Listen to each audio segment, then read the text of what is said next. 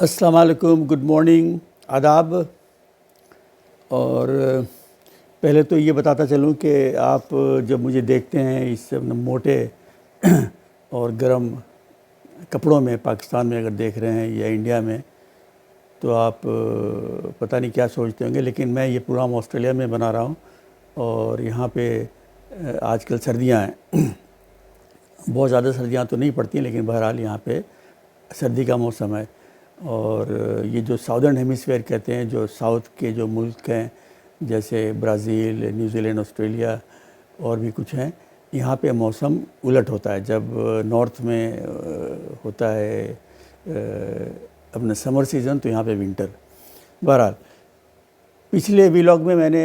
بات کی تھی کہ حب الوطنی اور ملک سے محبت کے جو ترانے اور ملی نغمے ہوتے ہیں، وہ جو ہمارے ہاں دو روٹی کے لیے اسٹرگل کرتے ہیں یا ان کے بچے بھوکے سوتے ہیں، انہیں وہ گانے کیسے لگتے ہوں گے اور ان کے کیا احساسات ہوں گے۔ یعنی کہ بات جو تھی بنیادی طور پہ انسانی حقوق کی تھی۔ تو جس دن میں نے یہ ویلاگ بنایا تھا، اسی دن کے اخبار میں بعد میں پڑھا میں نے، ڈان میں ایک مضمون تھا کہ بلوچستان میں پرائیویٹ جیلز ہیں۔ میں نے اپنے ویلاگ میں ذکر کیا تھا کہ 1980s یا 1990s میں کافی خبریں آئی تھیں اخبار میں پاکستان کے کہ سندھ میں کافی پرائیویٹ جیلز پکڑے گئے ہیں۔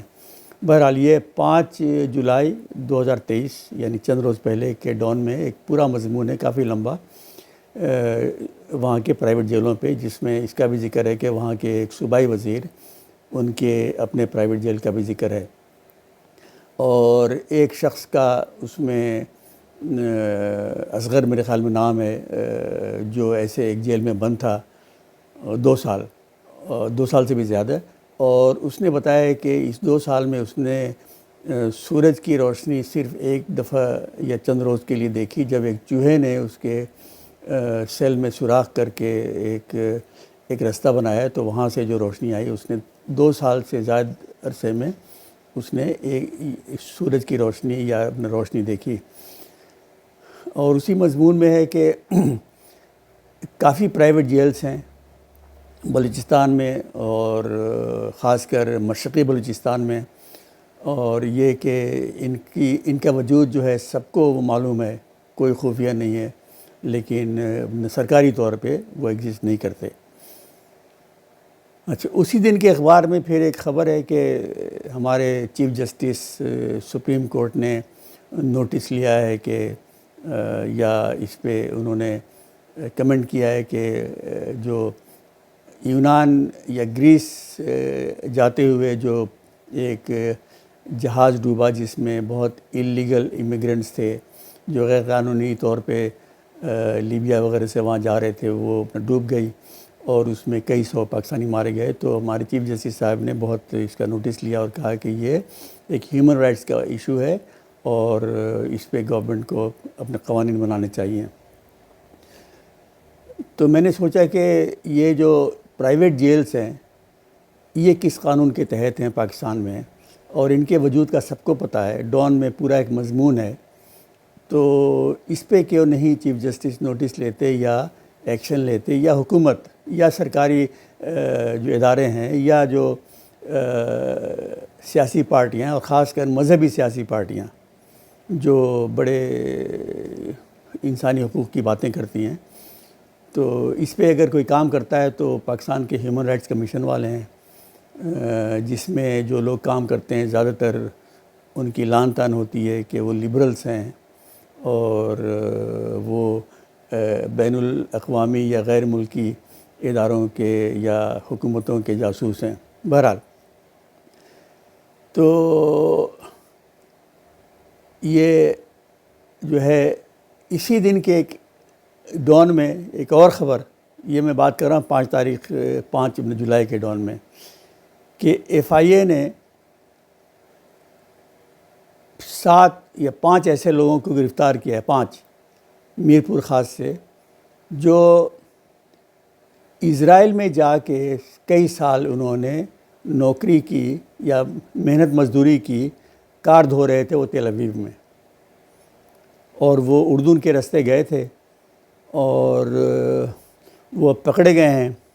اور FIA بہت ہی کوشش میں ہے کہ اور کون کون اس میں ہے۔ یہ بہت ہی سخت قانون کی خلاف ورزی ہے، چونکہ پاکستانی پاسپورٹ میں لکھا ہوتا ہے کہ ہر ملک کے لیے جانے کے لیے اجازت ہے سوائے اسرائیل کے، یعنی اسرائیل کا وجود ہی پاکستان تسلیم نہیں کرتا، اور یہ بہت سخت ایک جرم پکڑا گیا ہے، اور FIA اس پہ بڑی ایکٹیو ہے، جبکہ میں نے جیسے کہا اسی دن کے اخبار میں پرائیویٹ جیلز کا بھی ذکر ہے، اس پہ کوئی بات نہیں ہوئی۔ اب رہی اسرائیل کے بات، میں خود اسرائیل کے ساتھ تعلقات نارملائز کرنے کے حق میں نہیں ہوں، اور وہ صرف اس وجہ سے کہ وہاں پہ فلسطینیوں کے ساتھ جو ہو رہا ہے وہ انتہائی زیادتی ہے، اور جب تک اسرائیل پہ دباؤ نہیں پڑے گا تو اسرائیل اپنی پالیسیز میں تبدیلی نہیں لائے گا۔ اور ایسا ہی ہوا تھا ساؤتھ افریقہ میں، جو کالوں کے خلاف یا جو وہاں کی افریقن پاپولیشن کے خلاف جو زیادتیاں تھیں وہ آخر ختم اسی وقت ہوئیں جب باقی ملکوں نے اور خاص کر مغرب نے انہیں بائیکاٹ کیا۔ لیکن افسوس کی بات یہ ہے کہ اب پاکستان شاید واحد ملک رہ گیا ہے جو اسرائیل کے ساتھ تعلقات نارملائز کرنے کی بات کی سخت مخالفت کرتا ہے، لیکن وہ رہی اور بات۔ لیکن یہ 5 بیچارے جو محنت مزدوری کرنے میرپور خاص سے گئے تھے وہاں پہ، انہوں نے کیا ایسا بڑا جرم کیا کہ یہ اتنا اس میں FIA ایکٹیو ہے؟ بہرحال تو یہ جو اسرائیل کی بات پہ واپس آتے ہیں، جیسا کہ آپ سب کو پتہ ہے کہ اسرائیل کے ساتھ تقریباً جو بڑے بڑے جو عرب ملک ہیں، جس میں کہ متحدہ عرب امارات اور بحرین، انہوں نے اسرائیل کے ساتھ تعلقات اپنے نارمل کر لیے ہیں۔ مصر کے ایردوغان کو اس سے پہلے مصر کر چکا تھا اور اردن کر چکے تھے تعلقات ان کے ساتھ نارمل اسرائیل کے ساتھ۔ اب ٹرکی کے ایردوغان کے ہم بہت بڑے نہ صرف حامی ہیں بلکہ پاکستانی انہیں بہت پسند کرتے ہیں، اس لیے کہ وہ بڑی دھویں دھار تقریر کرتے ہیں امہ کے حق میں۔ لیکن حقیقت یہ ہے کہ اسرائیل کے ساتھ تقریباً پورے وقت ایردوغان کی جب حکومت ہے، اسرائیل کے ساتھ ترکی کے تعلقات اچھے رہے ہیں، اور آپ اگر جا کے چیک کریں تو دیکھیں گے کہ ٹرکش ایئر لائن کی روزانہ فلائٹ ہے تل اویو کے لیے استنبول سے۔ اسی طرح ایک اور وہاں پہ چھوٹی ایئر لائن ہے ترکی میں پیگاسس، اس کی بھی فلائٹیں چلتی ہیں۔ اور پچھلے دنوں جب یہ امارات نے تعلقات اپنے بحال کیے، اس کے بعد امارات ایمریٹس اور اتحاد ایئر لائنز کی فلائٹیں ڈائریکٹ جاتی ہیں تل اویو،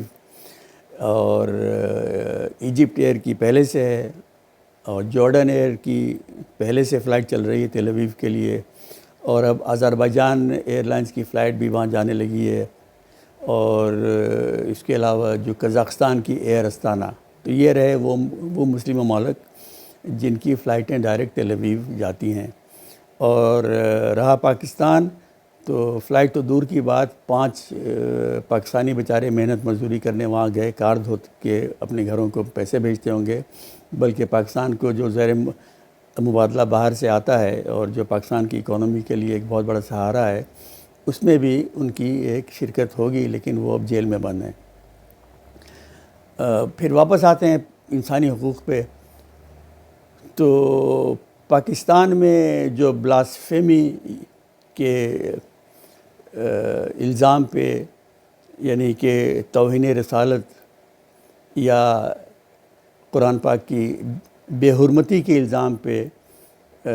جو لوگ بند ہیں، ان کی کل تعداد ہے 1415، جس میں تقریباً 700 سنی ہیں،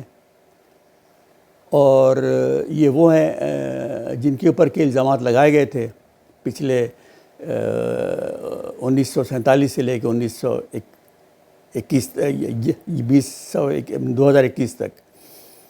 تو 1415 جس میں سنی 696، ان پہ الزام لگائے گئے، اور ان میں سے 99 کو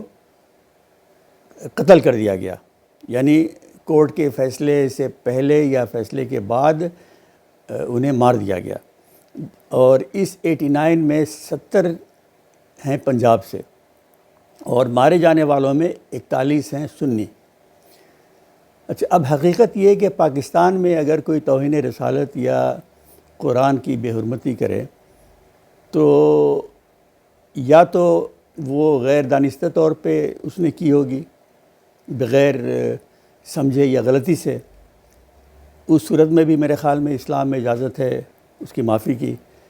یا دوسری صورت میں وہ پاگل ہی ہوگا جو ایسا کرے گا، اور اگر وہ پاگل ہے تو وہ بھی قانون میں اجازت ہوتی ہے کہ اس کا معائنہ ہو،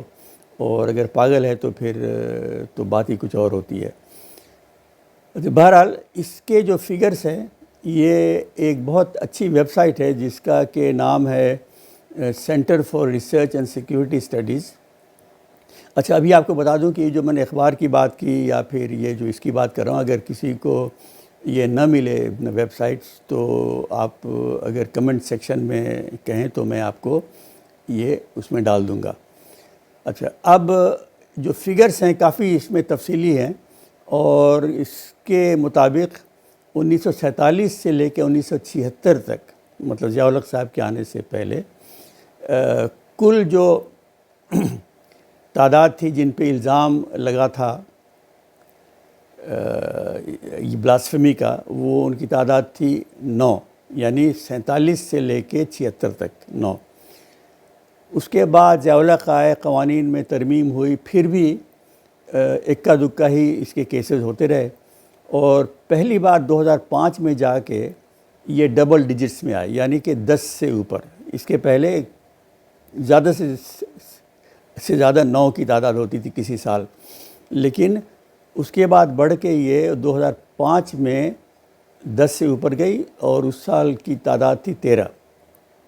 پھر 2011 میں 110 پہ الزام لگے، اور 2012 میں 196، یعنی تقریباً 200، 2014 میں 263، اور 2020 میں 231۔ تو گیا کہ صاف آپ دیکھ رہے ہیں کہ یہ تعداد میں اضافہ ہوتا جا رہا ہے، اور یہ عام لوگوں کو معلوم ہے کہ اس میں کافی جو ہیں وہ الزامات بالکل بے بنیاد ہوتے ہیں، اور یہ ذاتی جھگڑے وغیرہ کی وجہ سے یا دشمنی کی وجہ سے الزام لگایا جاتا ہے،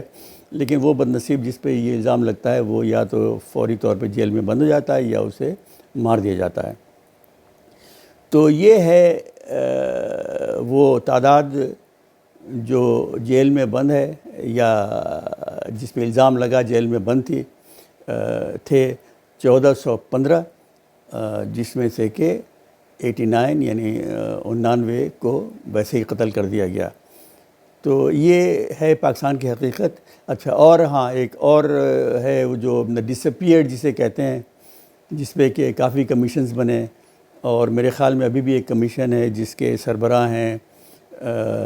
مشہور زمانہ ریٹائرڈ جسٹس جاوید اقبال، اور یہ اس کے علاوہ ہیں جو پرائیویٹ جیلز میں بند ہیں۔ ڈس اپیئرڈ کی تعداد بتائی جاتی ہے تقریباً 5000 یا اس سے زائد، اور کسی کو نہیں پتہ کہ وہ کہاں ہیں، پتہ ہے بھی اور نہیں بھی ہے، اور ہزاروں میں ہیں وہ، ان کی بیویاں، مائیں، بہنیں، بیٹیاں، انہوں نے بڑے جلد سے جلوس کیے لیکن حاصل کچھ نہیں، اور اس پہ تو اب ہمارے اخبارات میں یا ہمارے ٹی وی پہ کوئی بات بھی نہیں ہوتی، اور کمیشن ہے وہ کیا کر رہا ہے اس کا بھی نہیں پتہ، اور اس حالت میں چیف جسٹس جو ہیں وہ اور چیزوں میں مصروف ہیں۔ اور ایک واقعہ تو وہ بھی تھا کہ وہ پچھلے چیف جسٹس صاحب تھے کہ کسی ایک